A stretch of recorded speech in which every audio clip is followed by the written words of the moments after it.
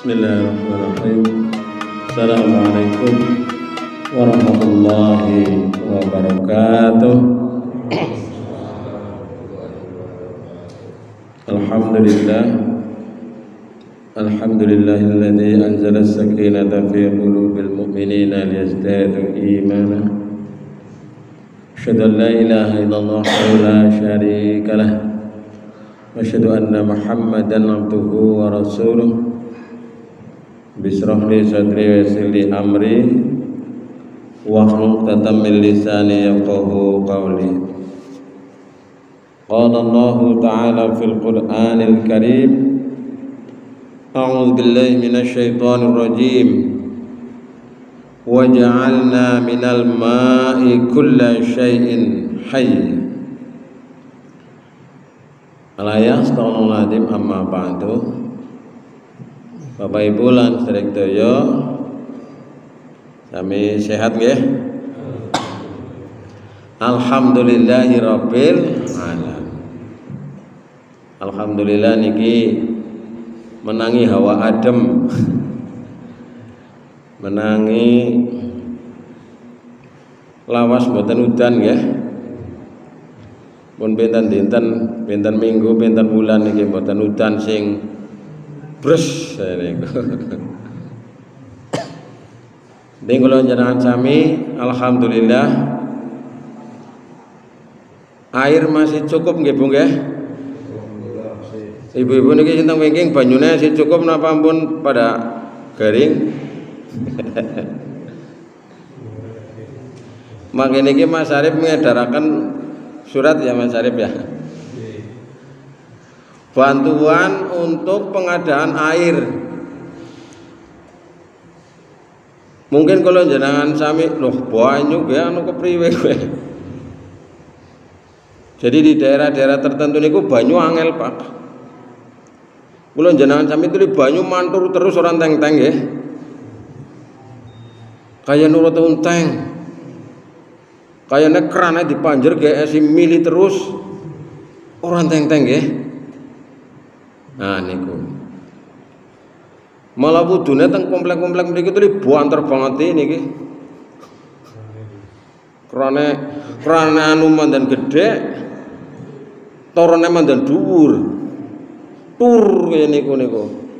Kaya teng Nikmatul niku Mas Arif pun buanter banget niku.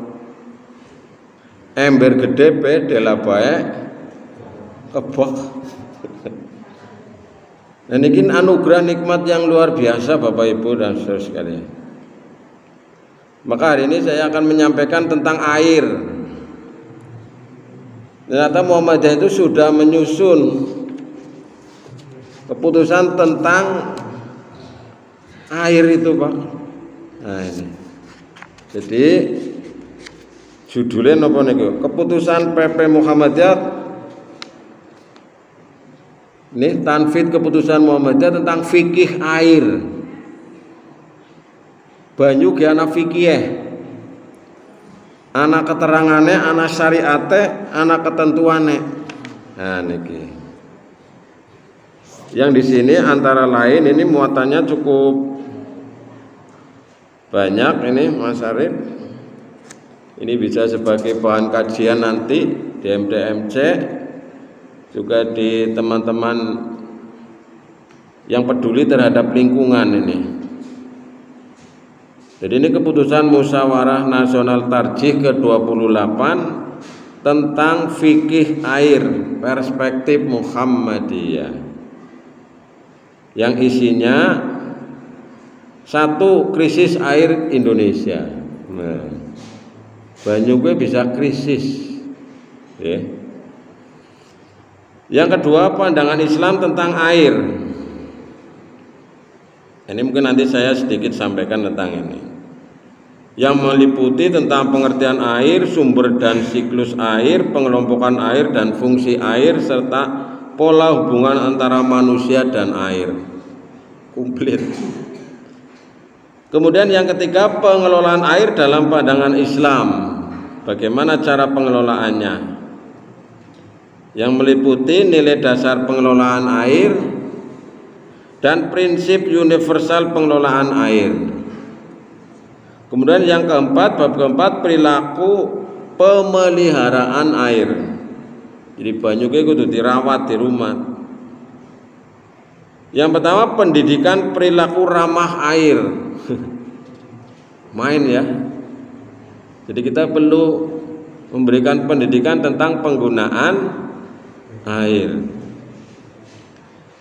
Perilaku ramah air. Nah, jadi kita harus ramah juga terhadap air. Ini luar biasa nih Muhammadiyah. Sebenarnya Islam berkemajuan. Disusun bagaimana fikih air. Nah, ini.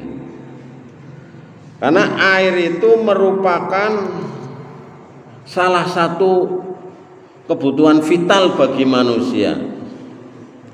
Jenengan kadang-kadang kencoten masih kuat nahan nggih. Tapi nek nganti ngelak sing ngelak banget, ngelak kowe akhirnya bisa bahaya. Kekurangan cairan yang disebut dengan dehidrasi. Makanya jamaah haji niku dianjurkan supaya kemana-mana selalu membawa air. Orang kata yang sedikit, nah bisa tenggorokannya teles, bisa tercukupi. Nganti telat, aduh bahaya nih bang ya. Bahkan komposisi tubuh manusia itu sebagian besar juga berupa air. Nah, ini berupa cairan. Bahkan menurut penelitian itu 2/3 manusia itu adalah berisi air. Baik itu yang berupa cairan, baik yang itu berupa darah itu kan cairan ya. Nah, kemudian air liur. Kula jenengan sampe sok ngences nggih. Nah, banyu mbok ngenceseng nggih. Nah, kemudian juga pelumas di sendi-sendi tulang. Cara motornya ya oli lah. Nek sendi-sendi tulang nek langka oli nek waduh bahaya, Pak. Saya punya temen itu orang Cijati itu. Jadi niki teng ngaring pangkal paha niki di tulang itu tidak ada cairannya, Pak. Kering, Pak. Itu nggak bisa nekuk, Pak, akhirnya orangnya itu kakinya nggak bisa nekuk, orangnya nggak bisa duduk, Pak, jadi kudu lenceng terus. Terakhir dioperasi itu hari Jumat kemarin itu, saya belum tahu informasi. Nah itu digambarkan jadi seperti Oreo langka putih-putih ya. Jadi nggak ada itunya, atau seperti ya sebenarnya nggak ada ininya, nggak ada yang harus, sehingga darahnya nggak bisa masuk. Kemudian juga pelumas sendi tulang. Nah ini pelumas sendi tulang dan cairan sumsum tulang belakang yang semuanya mengatur suhu badan manusia. Nah karena sing ora normal cairan kita ini, nah kadang-kadang awaknya panas gitu. Awaknya panas, kadang-kadang awaknya bisa jadi adem. Nah, itu. Jadi ini luar biasa Bapak Ibu Saudara sekalian. Nah, air itu dari segi rasa air itu dikelompokkan menjadi 2. Nah, menjadi 2 ini. Yaitu air tawar dan air asin. Air asin apa pahit ya? Asin ya. Air tawar atau yang disebut dengan furat, atau air asin yang disebut dengan ujaj. Nah ini dalam Quran itu ternyata sudah ada. Wa ma yastawil bahroni hadza adbun furatun sabihun sarabuhu wa hadza milhun ujaj. Dan tiada sama antara 2 lautan, yang ini tawar, segar, sedap diminum, dan yang lain asin lagi pahit. Nah, banyu laut niku kalau sudah masuk ke dalam laut itu sudah rasanya berubah menjadi asin ya. Nah, ini luar biasa Allah ini. Nah, kalau air tawar itu nggih banyu biasa niki banyu bening nggih kula jenengan sami air tawar sing ora asin. Ini kebanyakan biasanya untuk minum. Nah, dan manfaat yang sangat banyak bagi kita ini. Yang jelas baik air tawar maupun air asin itu sangat bermanfaat bagi makhluk terutama manusia dan hewan-hewan ya, terutama adalah ikan. Nah, ini. Maka dari segi warna air dapat dibilang misalnya itu menjadi dua. Jadi tadi dari segi rasanya, sekarang warnanya. Ada air yang jernih, bening, dan juga ada air yang kotor atau berwarna butek ya. Nah, ana banyu bening, ana banyu butek. Banyu bening ya banyu sing urung kecampur karo liyane. Banyu butek sing wis kecampur karo liya-liyane. Bisa kecampur kopi, bisa kecampur teh, bisa kecampur sampah, bisa kecampur macam-macam. Nah, ini luar biasa. Dan ini juga sudah ada di dalam Al-Qur'an. Ini surat Al-Kahfi ayat 86 yang sering Bapak Ibu sekalian baca. Hatta idza balagha maghribasy syamsi wajadaha taghrubu fi 'ain hamiatin wa wajada 'indaha qauman ya. Wa wajada 'indaha qauma, hingga ketika dia telah sampai di tempat matahari terbenam, dia melihatnya matahari terbenam di dalam laut yang berlumpur hitam, dan di sana ditemukan suatu kaum yaitu yang tidak beragama. Bapak Ibu sekalian, inilah air. Jadi ya ternyata Quran sudah memberikan rambu-rambunya yang luar biasa ini Mas Arif. Maka dalam kehidupan sehari-hari kedua air ini juga memberi manfaat.